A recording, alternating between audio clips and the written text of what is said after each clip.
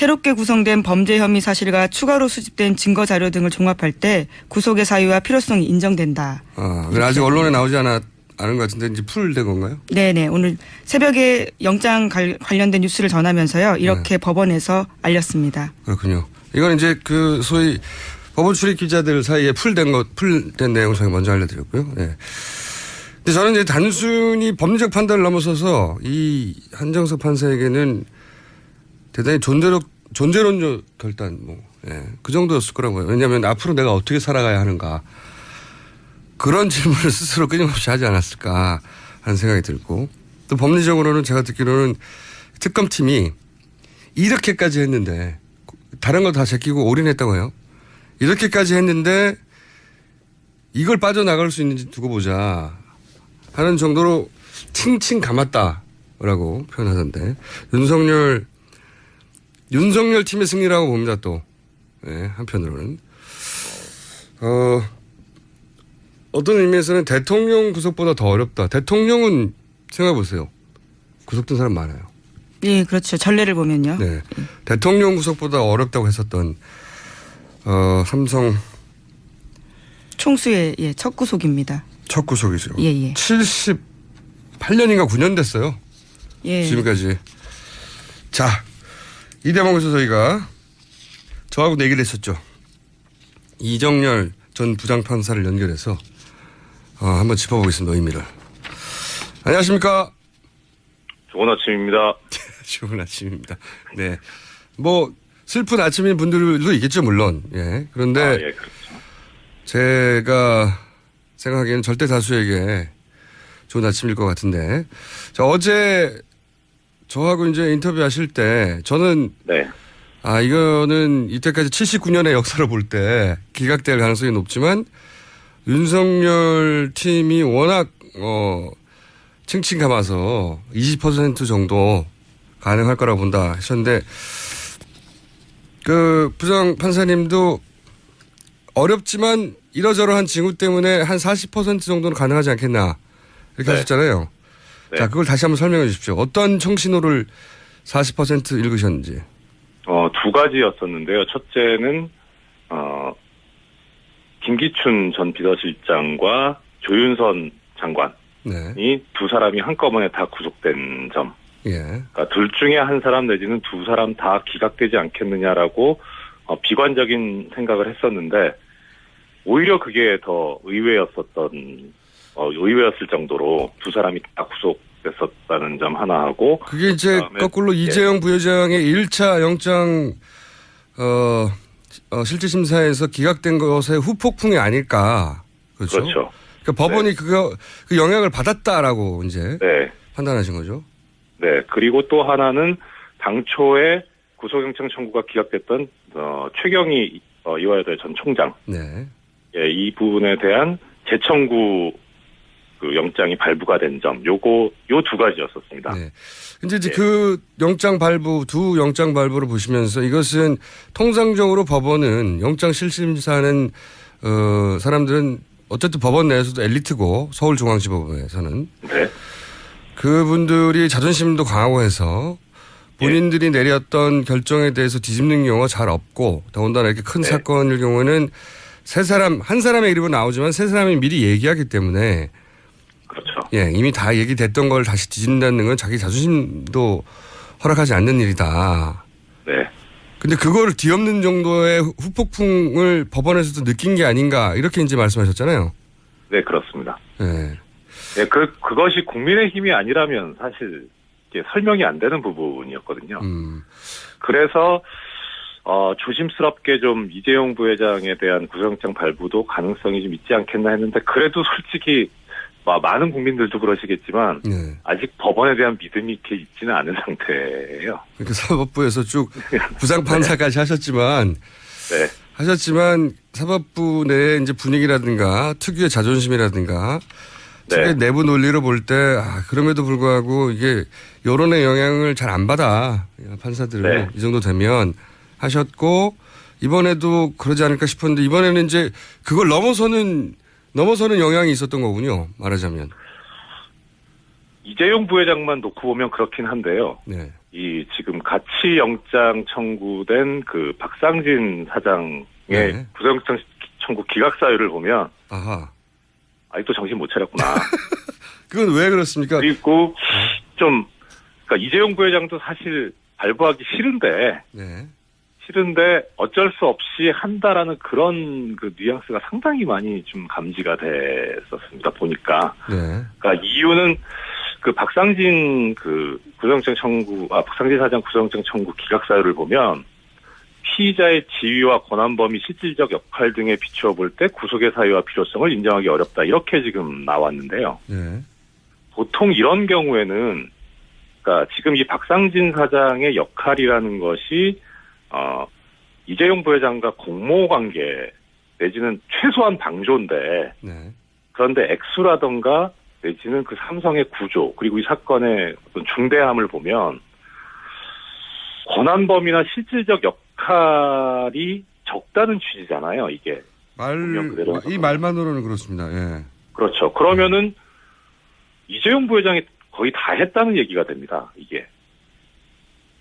그러네요. 그렇게 해석하면. 그러면은, 그렇게 보면, 이 사건에서 이재용 부회장은 엄벌을 면할 수가 없다는 식으로 해석이 되기는 한데, 그거는 뭐 긍정적인 신호인데, 네. 이 삼성의 구조라든가, 이 그간의 일련의 이 과정들을 보면, 이 박상진 사장이 단지 하수인일 뿐이냐, 아무 어떤 의사결정에 영향을 미치지 못하고, 그냥 시키는 대로 하는 사람이냐, 예. 그건 아닐 거거든요. 저는 이렇게 이제 이해했었거든요. 삼성의 상징적인 그 인물인 네. 한 번도 단죄된 적이 없던 총수 일가를 구속했으니 나머지는 여러 가지 뭐 경제 여건이라든지 그런 얘기 많이 하잖아요. 국가 경제라든지 네네, 뭐 그렇죠. 삼성의 내부 사정이라든지 봐서 죄가 없다기보다는 이 정도에서 왜 가족을 구속시킬 때 아버지 구속했으면 아들을 구속하지 않고 이런 의미로 받아들였는데 그렇게 볼 수 없습니까? 그러니까 그것이 바로 정신 못 차렸다는 그렇군요. 생각입니다. 네. 그러니까 그게 그렇게 보게 되면, 네. 그러니까 지금 뭐 어제도 그렇고 계속 이제 최동 전 총장님 인터뷰도 나오고 했었는데, 예. 이 박상진 사장뿐만 아니라 그 외에 뭐 최지성 부회장, 장충기 미래전략실 차장이라든가 황성수 팀장 전무 네. 이런 그 외에 이제 입건된 삼성 수뇌부들이 있는데 최고위급들이 총동원됐죠, 사실 이 일에. 그렇죠. 예. 네. 그러면은 특히 예를 들어 지금 우리가 가장 분노하고 있는 게 이 국민의 노후 보장이 지금 담보되어 있는 국민연금을 가지고 네. 피해를 입혔다는 거잖아요. 네. 지금 오늘 이제 발부된 이 영장 이 사건에선 국민연금은 크게 지금 연관성이 특히 박상진 사장 관련해서는요. 예. 그럼 이 문구를 그대로 대입해 보면 이 나머지 최 부회장이나 장 사장이나 이 사람들에 대한 구속영장도 어렵겠구나. 이렇게 해석이 되거든요. 그러면은 그런데 예. 판사님은 박상진 삼성전자 대부분 사장 겸 대한승마협회장의 기각된 영장을 3차로 다시 신청해야 한다는 말씀이십니까? 저는 원래부터 다 발부해야 된다라고 하는 입장이긴 했는데 그게 이제 법원의 판단과 다를 수는 있습니다. 하지만은 이 법원이 내세운 그 기각 사유가 너무 좀 강할 뿐만 아니라 거기서 비춰지는 인식이 네. 조금 전에 이제 공장장님 말씀하신 대로 부회장 총수 구속했으면 됐지 뭘 여기까지 하냐라는 이런 그 아주 단순한 생각인 것 같아서 이게 저한테 지금 단순하다고 하신 거예요? 예. 아니요. 하여튼 그런 논리 정도로 법원이 풀어준다는 게 말이 안 된다. 이 엄중한 사안에 대해서. 그렇죠. 그러니까 아직 지금 국민의 목소리가 무엇이고 생각이 무엇인지에 대해서 제대로 파악을 못하고 있을 뿐만 아니라 오히려 전에 그 1차 이재용 부회장 영장 기각했었던 거에서 나온 자존심. 그러니까 이걸 어떻게 엎어야 되는데 어떻게 없는 명분을 어디서 찾을 것이냐 했을 때 그것이 박상진 사장 영장 기각 사유에 나온 게 아닌가. 저는 그렇게 해석이 됩니다. 알겠습니다. 냉정하게 보자면 아직도 절반에 이르지 못한 정의다 이렇게 보시는 거군요. 네, 아직 멀었습니다. 아직 멀었다. 갈 길이 멀다. 네. 그 충분히 납득이 되고요. 하지만 일단 일일이 한번 하고요. 그렇죠. 좋은 건 좋은 거죠. 네. 이거 정말 대통령보다 구속이 어렵다고 했었어요. 저는 이런 얘기 많이 들었습니다. 네, 맞습니다. 네. 그게 한 곱이 넘어갔다는 게. 자, 그리고 그게 사실 촛불을 들었던 그 사람들의 마음이 가장 큰 작용을 했다는 게, 예. 그거를 사법부에 계셨던 분으로서 웬만해서는 그 여론의 영향을 받지 않고 그러기엔 너무 자존심이 센 사람들인데 받았다고 하시니까. 네.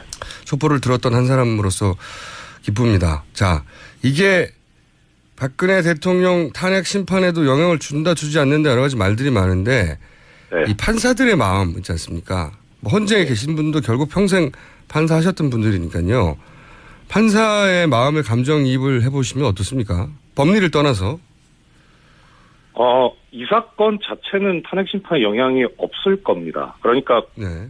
1차에 그 이재용 부회장 영장 기각됐을 때도 이게 탄핵 심판에 영향이 없듯이, 네.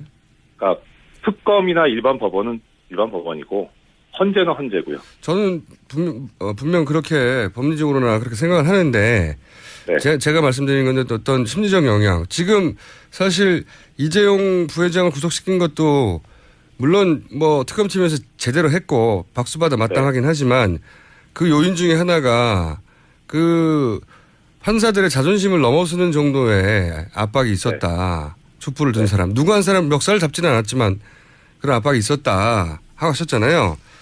네. 그런 영향은 없을까요? 이 헌재는. 헌재 재판관 안 해보셔서 잘 모르시나?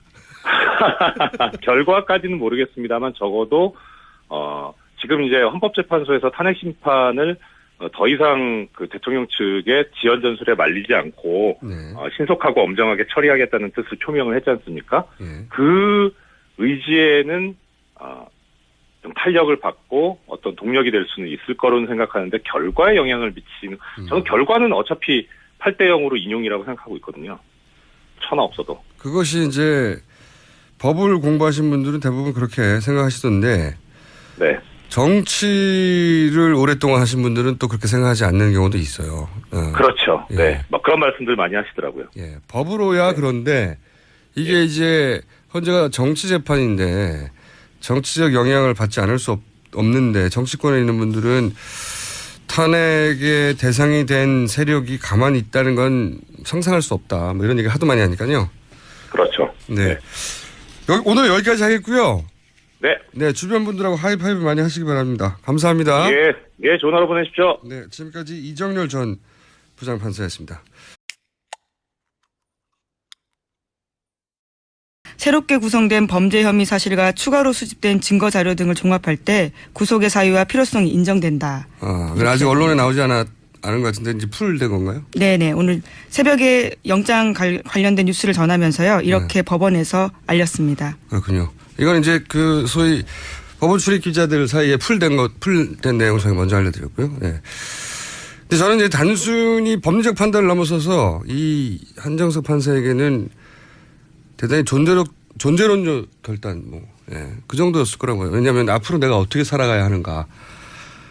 그런 질문을 스스로 끊임없이 하지 않았을까 하는 생각이 들고 또 법리적으로는 제가 듣기로는 특검팀이 이렇게까지 했는데 다른 거 다 제끼고 올인했다고 해요.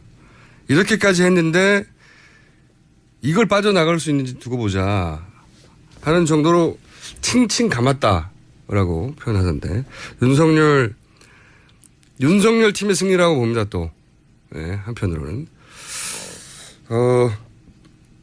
어떤 의미에서는 대통령 구속보다 더 어렵다. 그 정도는 가능하지 않겠나 이렇게 하셨잖아요. 네. 자, 그걸 다시 한번 설명해 주십시오. 어떤 청신호를 40% 읽으셨는지. 두 가지였었는데요. 첫째는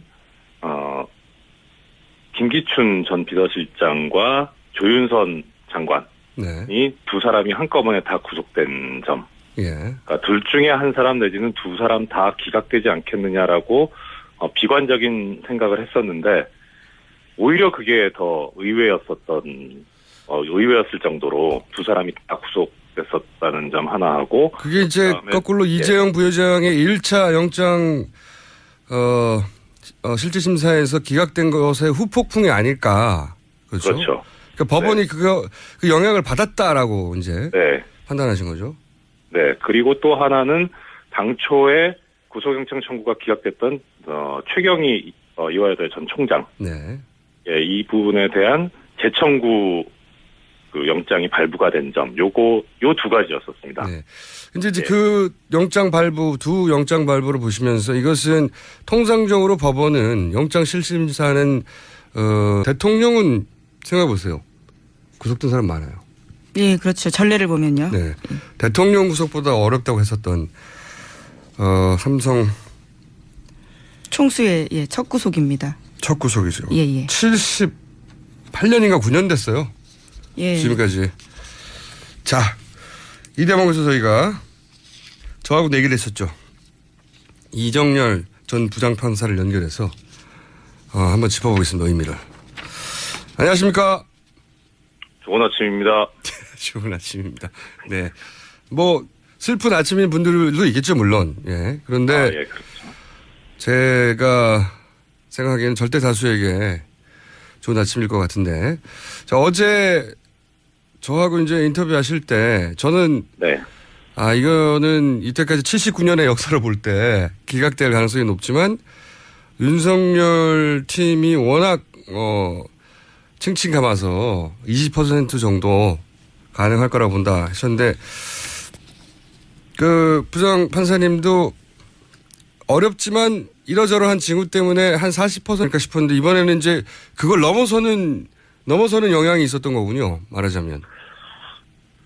이재용 부회장만 놓고 보면 그렇긴 한데요. 네. 이 지금 가치 영장 청구된 그 박상진 사장의 네. 구속영장 청구 기각 사유를 보면 아하. 아직도 정신 못 차렸구나. 그건 왜 그렇습니까? 그리고 좀 그러니까 이재용 부회장도 사실 발부하기 네. 싫은데 어쩔 수 없이 한다라는 그런 그 뉘앙스가 상당히 많이 좀 감지가 됐었습니다. 보니까. 네. 그러니까 이유는 그 박상진 박상진 사장 구속영장 청구 기각 사유를 보면 피의자의 지위와 권한 범위, 실질적 역할 등에 비추어 볼 때 구속의 사유와 필요성을 인정하기 어렵다. 이렇게 지금 나왔는데요. 네.